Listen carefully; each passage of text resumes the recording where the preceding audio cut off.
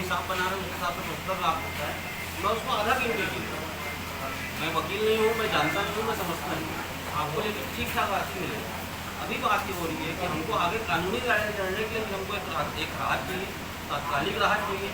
आगे आपका परिवार है, आपकी बिटिया है, आपका परिवार उसके भरण पोषण का अभी तात्कालिक के लिए आपको कंपनी ने 15 लाख रुपये अपन सब लोग इतने देर से लड़ रहे हैं, तो 5 लाख से 8 लाख 10 लाख 15 लाख ठीक है सपोर्ट ही है।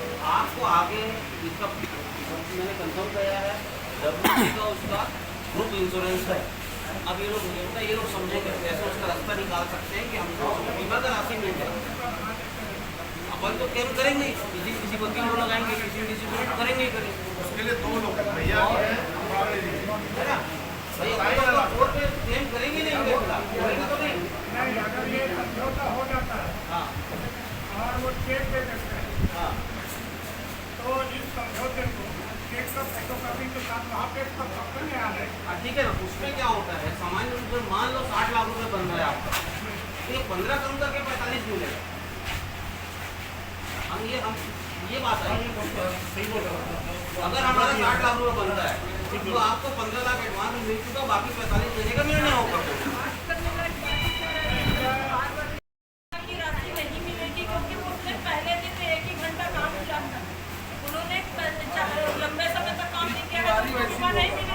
बीमा नहीं मिलेगा तब नहीं बढ़ाएंगी। यही चीज को इसीलिए ना, हम लोगों ने जब अपनी गाड़ी से एक्सीडेंट होता है, मान लीजिए मैं गाड़ी चला रहा हूँ, मेरी गाड़ी से एक्सीडेंट हो गया, अगर मेरा बीमा है तो उसका जो भी हर्जाना होगा वो बीमा कंपनी भरेगी, और नहीं होगा तो मैं भरूंगा। ये तो नियम है ना भाई। लेकिन कोर्ट जो सही करेगा कंपनी नहीं देगा, ये देगा मजबूर है। कोर्ट ने जो भी बनता है तो उनका मैनेजमेंट का ये कहना है कि जो भी हम 15 लाख दे रहे हैं वो कट के बाकी अवार्ड हम जमा करेंगे। जो क्लेम बनेगा 80 बनेगा। फर्स्ट अगर ऐसा बोलते हैं, ऐसा बात करते हैं और लिखित में देते हैं, हमने जो कहा है उसको वो लिखित में देते हैं या वो कंपनी की तरफ से प्रोवाइड करते हैं कि हम ऐसे बीमा की राशि या जो आप बोल रहे हैं तो आपने कहा उसी की बात कर वो लिख दे या ना दे, अगर SDM साहब दे सकते हैं या कंपनी दे सकती है, हमको लिखित में दे दे, हम संतुष्ट हो जाएंगे। बाकी आप जो भी क्लेम SDM साहब क्लेम करने का अधिकार है ना, मना नहीं कर ये क्लेम करने का अधिकार तो है ना हमको। रोकी नहीं हम कोर्ट में केस तो कर ही सकते हैं। सुनिए ना, उनसे ये पूछिए कि कंपनी की तरफ से मैं इतना दे रहा हूँ और क्लेम का पैसा जितना होगा वो यहाँ से ये 1 किलोमीटर दूर टेढ़ी धरा कंपनी में दुर्घटना हुई। ले लेके रात के 8 बजे 14 लाख तय हुआ था। बाद में बोला कि वो क्यों टेक दूंगा, वो किया नहीं। फिर कोर्ट में जो 12 लाख मिला, यही का जो है ये फेफा का है उसका लड़का। तो मैं ये बोलना चाह रहा हूँ, हम कोर्ट का कानून का बात क्यों बोल रहे हैं? क्या बिजली करंट जो है क्यों हुआ? करंट इसलिए हुआ कि कंपनी का मिस्टेक है, इसलिए वो करंट लगा। अब उसके खिलाफ जो भी कानूनी कार्रवाई है FIR के माध्यम से और अन्य माध्यम से जो भी नियम का बनता है वो तो करना ही है ना, उसको तो अपन रोक नहीं रहे। नहीं, FIR होनी चाहिए और FIR हो रही है कोर्ट में अधिकार इसको पूरा है, ये करेगा। अब इसके बाद कोर्ट जो डिसाइड करे, चाहे 12 लाख डिसाइड करे, 22 लाख डिसाइड करे, 1 करोड़ डिसाइड करे, वो तो उसकी उम्र और उसका आधार निर्णय होगा। जो भी कोर्ट डिसाइड करती है, मेरे को नहीं पता, आप वकील आदमी आप जानो। मेरे ख्याल से 15 लाख में समाप्त नहीं करना चाहिए, जो भी बनता है समझौता। फिर कोर्ट में जाने का रास्ता जो है फिर जो है उधर नहीं बोलना चाहिए, क्योंकि कोर्ट में जाने से क्या क्या होता है हम जान रहे हैं। अगर आपको लगता है कि कोर्ट से नहीं भैया सुनो ना, मैं सुनूँ भैया बता रहा हूँ, ये जो पिछले बार की घटना बता रहा हूँ, हम लोग यही बैठ के डिसाइड किए थे बागरी जी थे, हम लोग फैक्ट्री प्रबंधन ने 14 लाख का कमिटमेंट, बाद में कोर्ट क्लेम किया, वो आदमी कोर्ट क्लेम में 12 लाख हुआ और 12 लाख का चेक वहीं जमा कर दिया, 2 लाख उल्टा नहीं।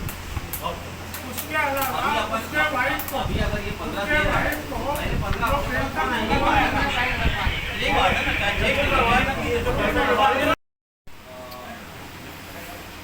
और इस विधेयक में कहीं ऐसा उल्लेख नहीं किया गया है जानबूझकर कि हम कोर्ट में केस नहीं कर पाएंगे या इस तरीके का। इसके बाद हम जो भी न्यायालयीन प्रक्रिया से हमारा जो भी मुआवजा बनता है वो भी मुआवजे को क्लेम करने का अधिकार हमारे पास सुरक्षित है और हम आगे उसको क्लेम करेंगे। का लड़का है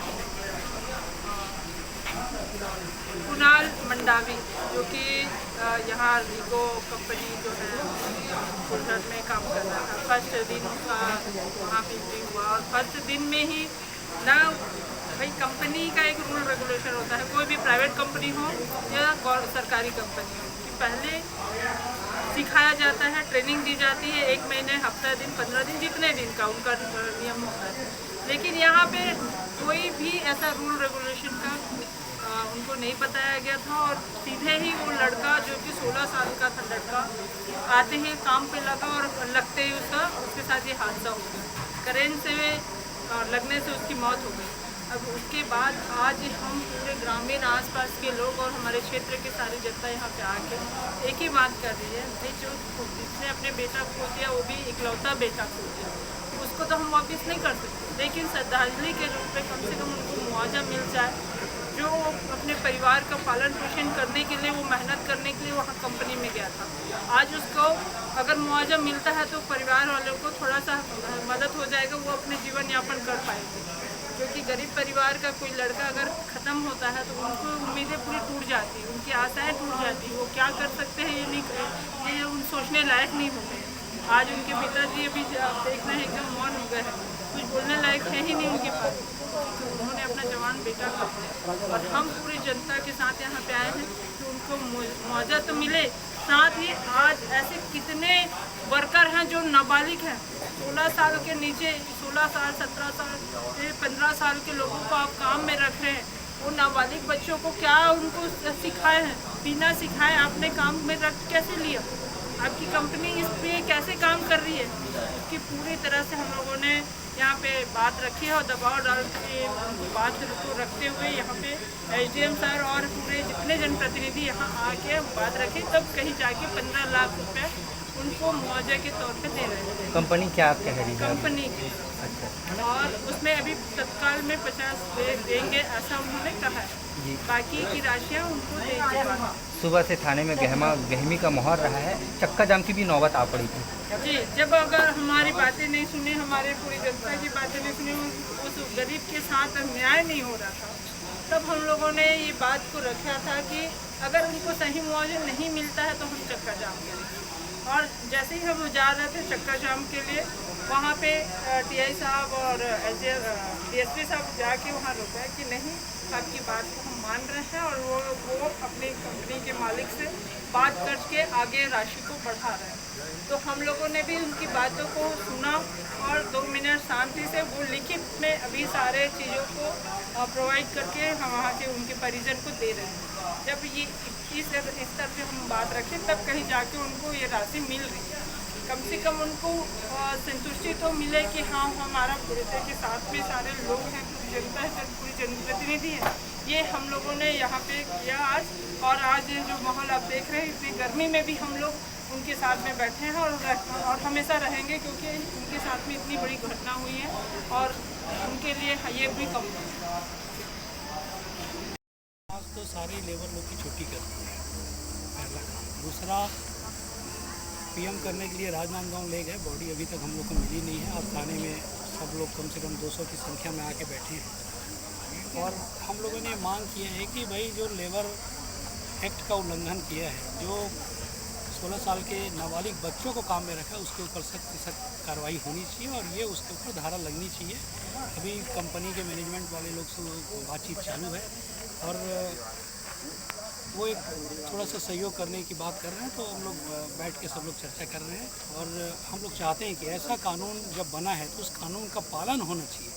जहाँ 16 साल के बच्चे उस फैक्ट्री में काम करने कैसे पहुँचे, ये भी हम लोग की जांच का विषय है और सब प्रशासन के लोग भी बैठे हैं, सब उनसे चर्चा हो रही है और उनके ऊपर सख्त कानून कराने का प्रयास और धारा लगाने का प्रयास हम लोग कर रहे हैं। जी। पीड़ित कितने मुआवजे की मांग करी और अगला पार्टी जो कंपनी कितना मुआवजा देना चाहती है? देखो, पीड़ित का तो हम कभी उनका मुआवजा की पूर्ति नहीं कर सकते। उसका अकेला लड़का था, एक लड़का और एक लड़की थी, जिसकी लड़के का डेथ हो गया। अब उस बाप के पास तो कोई सहारा, बुढ़ापे का सहारा नहीं रहा, वो कोई मांग नहीं की। और कंपनी अभी 15 लाख रुपए देने की बात कर रही है। अभी उनके परिवार के लोग बैठे हैं, अब देखते हैं आगे क्या होगा। चक्का जाम की भी स्थिति निर्मित हो गई, गहमा गहमी बहुत थी। उस समय लगने के कारण चक्का जाम की स्थिति हुई। शासन प्रशासन बरगलाते रहा और एक ठोस निर्णय नहीं निकल पाया। सुबह से 9 बजे से लोग आए, आज यहाँ पर 2:30-3 बज रहा है। इस कारण थोड़ा सा लोग उग्र हो गए थे कि वो जल्दी से जल्दी समस्या का हल हो जाए। ऐसी कोई बात नहीं है। हम लोग अपने गांव से 200 लोग आए हुए हैं। कुणाल मंडावी का डेट हो गए हैं, उनके डेट में यहाँ हम लोग पहुँचे हुए हैं, जो कि हम लोगों को अभी तक बॉडी मिला नहीं है। हम लोग चाहते हैं उनके परिवार को आर्थिक सहयोग किया जाए, लेकिन अभी तक उसका निर्णय नहीं ले पा रहे हैं। लेकिन कंपनी वाले हम लोगों को अभी तक गुमराह करके बैठे हैं। कानून भी हम लोगों का सहयोग नहीं कर रहे हैं। हमारे साथ में पूर्व विधायक, वर्तमान विधायक भी हमारे साथ में जुड़े हुए हैं और हम लोग चाह रहे हैं कि सहयोग राशि प्रदान करे। और अभी तक के शासन प्रशासन अभी तक के इस मामले में कोई सुनवाई नहीं ले रहे हैं और अब जाकर कहीं सुनवाई ले रहे हैं तो 15 लाख रुपया देने की मांग किया है। क्या कंपनी के ऊपर कार्रवाई की? कंपनी के ऊपर कार्रवाई करेंगे ऐसे बोल रहे हैं, लेकिन अभी बॉडी देने की मांग हो रहा है। शुभ नाम बताइए। रोहित कुमार साहू। जो बायो कंपनी एक निर्माण कंपनी है, जिसमें लीडर का कम उम्र का बच्चा जो 16 से 17 साल के बीच का है, उस कंपनी में उसको बाल श्रमिक के रूप में काम में लिया गया और पहले ही दिन वो बालक काम पर गया और उसकी विद्युत मोटर के पास आने से उसकी मृत्यु हो गई। परिजन को आज हमने भारतीय जनता पार्टी के जिलाध्यक्ष, महामंत्री, पूर्व जिलाध्यक्ष और जनपद सदस्य हमारे सारे लोग मिलकर उस परिजन को शासन से, कंपनी से न्याय दिलाने के लिए आज सोमनी थाना पहुँचे हैं। परिजन को तत्काल मेरे सामने मेरे हाथों से 50,000 रुपये उनको दिलाया गया मृत्यु के क्रियाक्रम के लिए और कंपनी से मांग की गई कि 15 लाख परिजन को दिया जाएगा। आज उन्होंने लिखित में सोमनी थाना में सभी लोगों के समक्ष, सभी जनप्रतिनिधियों के समक्ष उन्होंने 15 लाख रुपये दिए हैं और बाकी का कानूनी कार्रवाई के रूप में यहाँ से थाना की प्रथम FIR की जा रही है। आज इसी विषय को लेकर हम सोमनी थाना पहुँचे हैं। मैं पूर्व जिला पंचायत सदस्य राजेश शांकर। पटेवा की फैक्ट्री में करंट लगने से मृत्यु हुई थी, जिससे आक्रोशित ग्रामीण जन यहाँ पे मुआवजे की मांग को लेकर आए थे, जिनके बीच में गणमान्य जनप्रतिनिधि और फैक्ट्री प्रबंधन के बीच में बातचीत हुई है, जिसमें लगभग 9.5 लाख रुपये का मुआवजा नकद और चेक करने का आपको जाना। एक कंपनी पर किस प्रकार की जी जो संबंधित धाराएँ हैं, पहले तो एजेंसी का प्रथम दृष्टया दिख रहा है, तो हम संबंधित धाराओं के पर FIR कर रहे हैं और आगे जो भी धाराएँ आएंगी तो जांच में जो भी आएगा फैक्ट्री जांच के लिए संबंधित धाराएँ